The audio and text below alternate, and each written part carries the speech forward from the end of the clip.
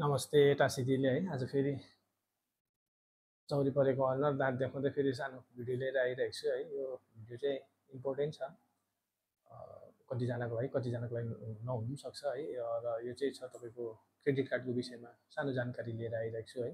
कसरी चलाउने के चलाउने त होइन, तर जो मान्छेलाई चाहिँ मतलब 1 महिना या 45 दिनको भित्रमा जो पर्टिकुलर एमाउन्ट चाहिन्छ, पैसा चाहिन्छ, त्यसलाई चाहिँ कसरी युटिलाइज गर्नु सक्छ एउटा क्रेडिट कार्डलाई चाहिँ तपाईँले बिना इन्ट्रेस्टको भन्ने कुरो विषयमा चाहिँ मैले यो विषयवस्तु लिएर चाहिँ यो भिडियो लिएर आएको है। र यसमा चाहिँ के हुन्छ भने चाहिँ जब तपाईँले क्रेडिट कार्ड लिनुहुन्छ, क्रेडिट कार्ड कुनै पनि ब्याङ्क क्रेडिट कार्ड कसले दिन्छ भन्दा एउटा ब्याङ्कले दिन्छ, अर्को जो फाइनेन्सको जस्तो जियो फाइनेन्स भयो, बजाज फाइनेन्सहरू भयो, यिनीहरूले चाहिँ तपाईँलाई एउटा क्रेडिट कार्ड तपाईँलाई अलाउड गर्छ है। त्यसको सालको कुछ मेन्टेनेन्सहरू चाहिँ 500 समथिङ हुन्छ र त्यसले टाइममा तपाईँले चलाउनु भयो भने चाहिँ यो टाइममा चलाउनु मिन्स टाइम टु टाइम तपाईँले पेमेन्ट गर्नु भने चाहिँ क्रेडिट कार्ड एकदमै राम्रो हो है। तर अब मिसयुज गर्नु भने चाहिँ तपाईँको फेरि यसमा जो लेट पेमेन्ट भएर डिफल्ट हुनुभयो भने चाहिँ उयो इन्ट्रेस्ट चाहिँ तपाईँको खतरनाकै जान्छ। यसमा 40-50% तपाईँको इन्ट्रेस्ट जान्छ यसमा चाहिँ है। र त्यो इन्ट्रेस्ट नजानु त्यसको त्यो डिसएडभान्टेज भयो। एडभान्टेज चाहिँ के छ भन्दा चाहिँ एडभान्टेज चाहिँ जस्तो कस्तो हो भन्दा चाहिँ एडभान्टेजमा चाहिँ तपाईँलाई सपोजिङली चाहियो अरे तपाईँको के अरे क्रेडिट कार्डको लिमिट छ अरे 60,000 रुपियाँ, तपाईँले 1 महिनामा 30,000 मात्रै चलाउनु भएको छ है। 30,000 या 5,000 10,000 जति पनि छ आफ्नो आफ्नो हिसाबले है चलाउनु भएको छ। र तपाईँको कार्डमा ब्यालेन्स छ भने चाहिँ त्यसलाई चाहिँ 45 दिनको चाहिँ कसरी मिलाउन सक्छ भन्दा भनौँ त कतिजनाले भन्दा 45 दिन हुँदैन भनेर, तर त्यसको पनि एउटा हुन्छ कसरी भन्दा त्यही म बताउनु खोजिरहेको छु है। सपोज तपाईँले यो चाहिँ के हुन्छ भने हर महिना तपाईँको एक महिनामा यसको स्टेटमेन्ट निस्किन्छ है क्रेडिट कार्डको है। स्टेटमेन्टको तपाईँको 18-19 दिनको भित्रमा चाहिँ तपाईँ लास्ट डेट दिएको हुन्छ र त्यसमा चाहिँ तपाईँले पेमेन्ट गर्नुपर्ने हुन्छ। पेमेन्ट गर्नेमा पनि दुईवटा हुन्छ, एउटा मिनिमम ड्यू, एउटा चाहिँ पेमेन्ट हुन्छ। मिनिमम ड्यू भनेको चाहिँ तपाईँको जति तपाईँको खर्च भएको छ त्यसको 3% टु 5%को यिनीहरूले एउटा उयो निकाल्छ, पर्सेन्टेज निकाल्छ। त्यो बुझाउनु भने रिमेनिङ तपाईँ बसिरहन्छ, तर तपाईँको त्यसले इन्ट्रेस्ट मात्रै तपाईँले तिरेको हुन्छ। तर त्यस्तो चाहिँ जतिसक्दो नगर्नु तपाईँले है। जतिसक्दो डल्लै जति पेमेन्ट छ त्यति गरेको राम्रो। त्यसमा चाहिँ तपाईँको यो चाहिँ कसरी हुन्छ भन्ने कुरोमा मेन मुद्दापट्टि आउँदा चाहिँ यसमा के हुन्छ भने तपाईँले सपोज 15 मेरो केसमा भनौँ भने 15 तारिक स्टेटमेन्ट निस्किन्छ है।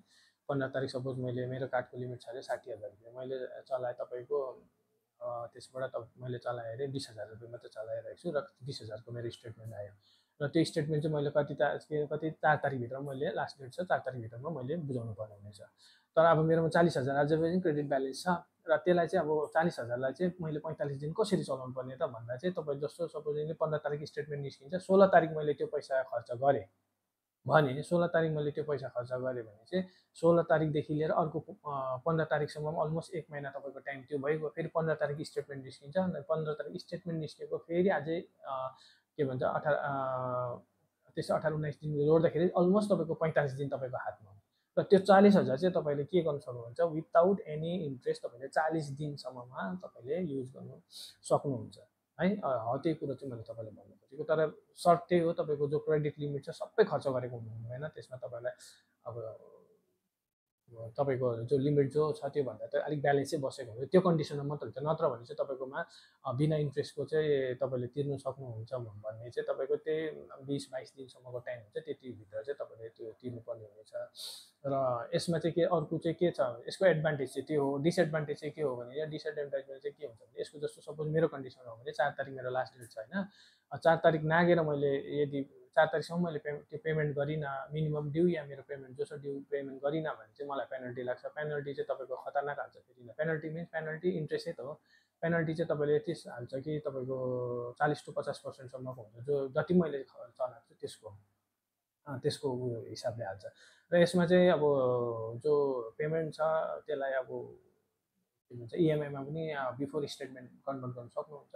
नत्र भने चाहिँ अब एउटा त्यो जुन तरिका मैले तपाईँलाई बताएँ 45 दिनको, यो तरिका चाहिँ यो। किनभने चाहिँ अब यताउता मान्छेहरूले मैले हुन त मैले चलाएको छुइनँ सुदमा पैसा, तर सुदतिर चलाउनु भन्दो रहेछ मान्छेहरूले। त्यसमा चाहिँ के हुँदो रहेछ भने महिनाको नै 8% 10% गरेर मान्छेले तिर्नु पर्छ। अब सपोज 50,000को 10% भने कति हो सोच्नुहोस् न तपाईँ आफै, 5,000 रुपियाँ पर मन्थ। अन्त 1 महिनामा 10,000को 5,000 तिर्नुपर्ने भनेपछि त अन्त मान्छे त अन्त हरै हुन्छ त। त्यो कन्डिसनमा चाहिँ यसको एडभान्टेज चाहिँ मैले तपाईँलाई भने है। डिसएडभान्टेज पनि भएको छ, अब टाइममा बुझाउनु भएन भने त्यसको त्यो उयो हुँदै जान्छ, बढ्दै जान्छ। यसमा एडभान्टेज अर्को के छ भने तपाईँलाई क्यास चाहियो भने यसबाट क्यास पनि तपाईँले विथड्र गर्नु सक्नुहुन्छ, तर त्यो लिमिट क्यासको लिमिट अलग्गै हुन्छ।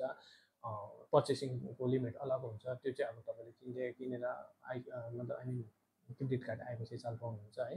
क्रेडिट कार्ड चाहिँ कसरी पाउँछ भन्ने कुरो चाहिँ अब तपाईँको ब्याङ्कमा कस्तो छ, कस्तो स्टाइलले तपाईँको जो सर्भिस गर्नेहरू हुन्छ उनीहरूले त ब्याङ्कले खोजी खोजी बोलाइ बोलाइ नै दिन्छ, र बाँकीको चाहिँ मलाई पनि त्यति आइडिया छैन। तर मलाई जतिको आइडिया छ त्यसको चाहिँ तपाईँको एनुअली तपाईँको कति टर्नओभर चल्छ ब्याङ्कमा त्यसको एकोर्डिङ नै तपाईँलाई ब्याङ्कले नै फोन गरी गरी तपाईँलाई क्रेडिट कार्ड दिन्छ। र कतिजना चाहिँ अब पहिला पुरा हेजिटेट हुन्थ्यो, क्रेडिट कार्ड चलाउनु डर लाग्थ्यो, तर अहिले बादमा बिस्तारो बुझ्दा चाहिँ त्यो बुझ्नुभयो भने चाहिँ राम्रै रहेछ है, त्यस्तो उयो छैन। सालमा तपाईँको त्यसको मेन्टेनेन्स चार्ज त काट्छ, 500 जस्तो काट्छ, तर पनि कतिवटा इमर्जेन्सी केसहरूमा चाहिँ यो राम्रो छ। र कतिवटा स्क्रिनसटहरू नेपालीमा टेबल्सहरू तपाईँलाई देखाइरहेको छु। अब मैले हतारमा अब स्पिड पनि बोलिरहेको छु, अब जति बोल्यो त्यति अब लामो भिडियो हुन्छ, त्यही भएर चाहिँ सर्टकटको लागि अलिक स्पिडै बोलिरहेको छु। स्क्रिनसटहरू म तपाईँलाई यही भिडियो मार्फत देखाइरहनेछु, र केही डाउट हुन्छ